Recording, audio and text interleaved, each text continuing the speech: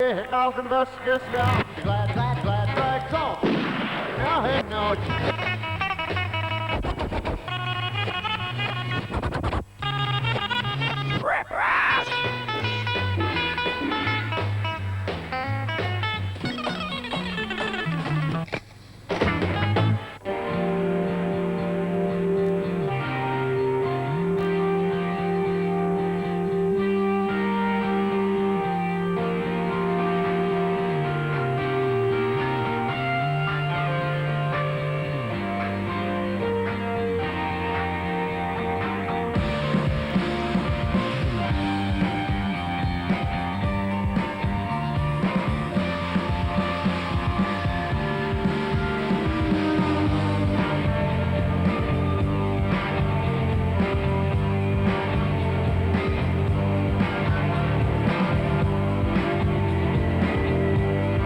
It's taken a year to make, isn't it, really? A year, because we started demoing a year, or more than a year ago. It was November 90.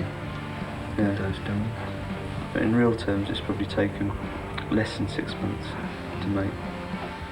And we've recorded 2 albums, effectively, in 6 months. Lyrically, there certainly isn't any kind of theme running through the record.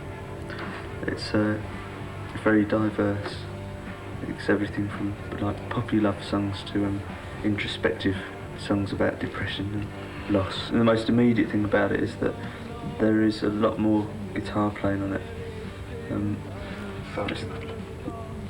Mainly because Teddy's joined and replaced a keyboard player who couldn't play guitar, and he's actually a guitarist who can play keyboards. So the emphasis has shifted quite radically within the group. The most obvious development on this record from anything we've done before, I suppose, would be the playing side of it.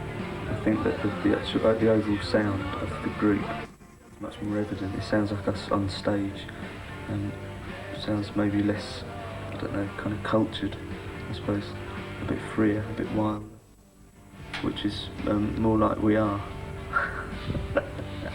Where does it fit in the scheme of things?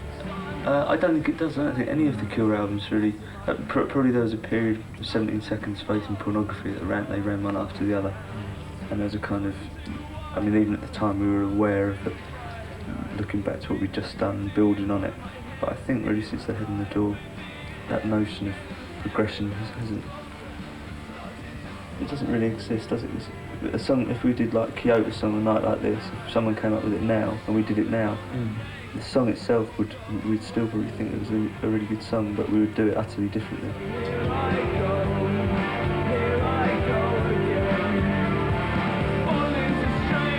We're having a special relationship with him, I think, because he's very much like us.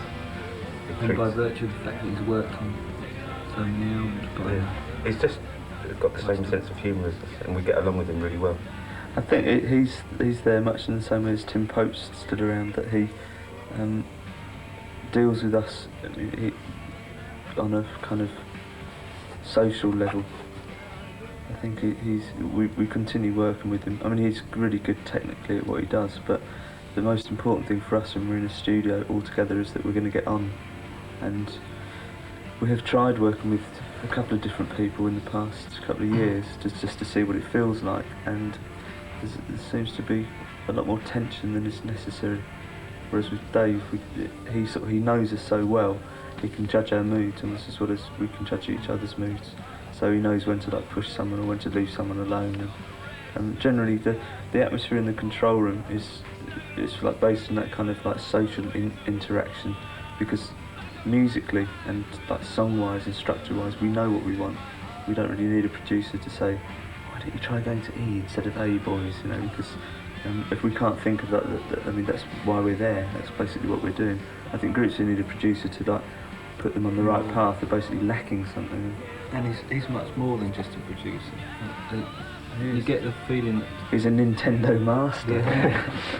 I don't think it'd be difficult to put these songs from the album into a live setting, because I think we've considered how they'll be live. It's the closest we ever got to sounding live on record in a studio so far, so I don't think there's any problem with the transition. I think they'll work really well live. It'll just be bigger and louder, Longer. And brighter. brighter, and faster. High was one of the very early demos, because it's one of Simon's ideas. And I think instantly, at the moment I heard it on the demo, I knew that it was like a really good song. It's just one of those songs that you don't really have to do much with it. It was just there, really, the tune was there and everything. And lyrically, it's just about really about stopping to think about what you've got rather than always wanting something more. So in a sense, it's almost the flip side to some of the songs where lyrically I'm sort of craving something and always wanting something more. And it's like we did that in one go, just in one take, the whole thing right through from beginning to end. Very live sounding, quite aggressive sounding, but then the words have actually been, I've had the words to that for a couple of years now. But I didn't know that they were going to go with open. I really don't know what I'm doing here. I really think I should have gone to bed tonight. But just one drink and there's some people to meet you. I think you'll like and I have to say we do. I promise you less than an hour. We will honestly go. It starts off around England, 10 low-key dates in smaller venues, then go off to America, and then we'll go down to Australia, which involves 2 flights, which Rob and Simon have kindly agreed to do. So we can go and play Australia for the first time in 8 years, and New Zealand.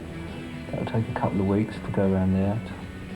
We might fit in a summer concert in England before we go off to Europe for another 2 months, taking in like major countries in Europe and some of the Eastern Bloc. Yes, I think we're looking forward to touring. I think we're looking forward to the concerts. I don't know so much about the touring, although unfortunately you can't do one without the other. It's a shame, really. Shame we just couldn't go up very high in a hot air balloon and wait for the world to spin around a bit and come back down. The concert side of it, I think everyone's really looking forward to. Actually going on stage and playing new songs and stuff, and playing to new audiences as well, like going to Australia and New Zealand, and we'll probably visit places, or even places that we've been to before. There'll be people there who've never seen us, and by the time we got to the end of the American tour, I did genuinely feel that we would never go back. But gradually, you sort of, I think you forget the bad parts of touring and the pressure and the hysteria, and just start to remember the really good side of it, which is the concerts. It's like if you've got a hangover and you say, oh, I'm never going to drink again, it's and then when you feel nice again, it's only like that.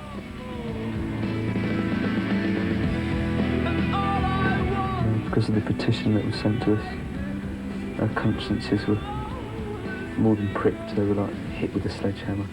If I hadn't seen physical evidence that like tens of thousands of people that were prepared to sign a petition and want us to go back there, I mean, just the idea of getting on a plane it's a big step for me and Simon, really, to get on a plane, because it like breaks something I promised to myself that I would never ever fly again.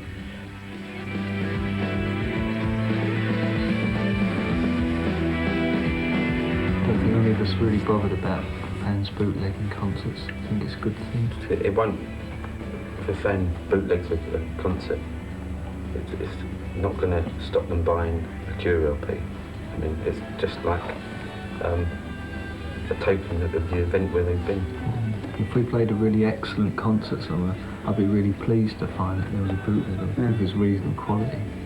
If it quality enough to capture the... Because it would be impractical and pretty dull to record everything you did. And even like every tour you did and put together a live album, and you very quickly get slagged off for doing that, even by fans. And the artwork's often interesting. Yeah, the song titles are often interesting as well. Almost as interesting as some of the words that I sing on the bootleg.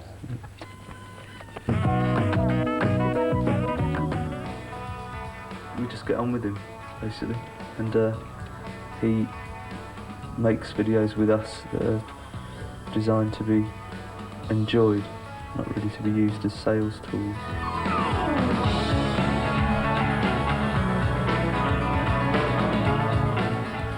And I mean, in the past we were very heavily criticised, and like there are certain outlets for videos, you know, an obvious one being MTV, I suppose. And a lot of people wouldn't show the videos, the early videos that we made with Tim, because they thought they were too weird. It's really funny now that suddenly he's become like this cult director, and we always loved Tim Post videos, you know. And no one ever used to show them, but I suppose we didn't really care, and still don't, because I think they're, you know, they're worth something of themselves. They're like little films. Really. They stand by themselves. When I see you, sticky as lips and licky as chips, I can't look that far. Generally, he just approaches it in much the same way as we do. He just wants a lot of good ideas in it, and then figures out how to put all those ideas into a video. He doesn't ever think about what we're going to look like, or whether we're going to sell records, which I suppose is sometimes quite frustrating when we prefer to look nicer than we do, but I don't know, he claims that that's very difficult. He's such a flatterer.